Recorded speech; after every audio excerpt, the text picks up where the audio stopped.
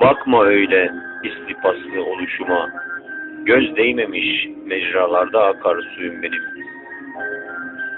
Bir hüznün aksi sedasıdır yüreğimden taşan, bir güle sevdalanışımdır beni böyle ağlatan. Bakma öyle, sebepsiz düşmez yüreğimden mısralarım benim.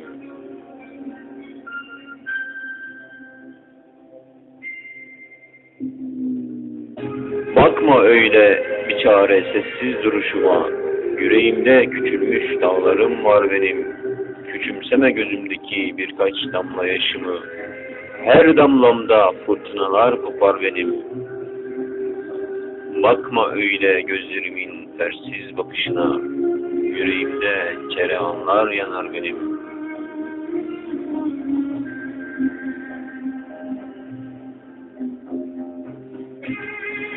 Bakma öyle hasrettendir derdim kederim.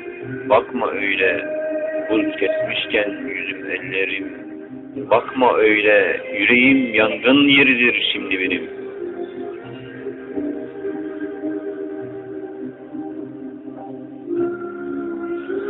Narıdır her damlası ahuzlarda olan yüreğimin.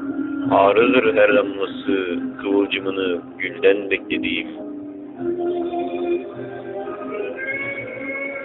Bakma öyle bir yanım yardır, bir yanım yardan arta kalan yaramdır benim. Aşka düştük düşeri gülümle, yüreğimiz kor olmuş yanar durur. Çıkmaz mı dersen avazım, çıkmaz mı eskisi kadar.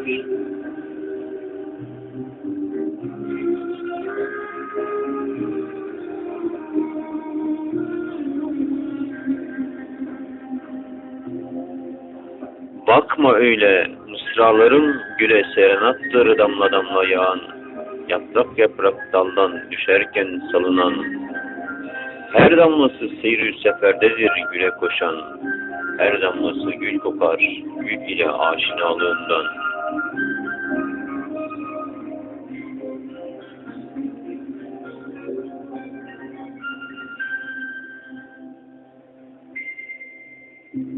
Bakma öyle yarim, bakma, belli ki baktığın yerde değilim.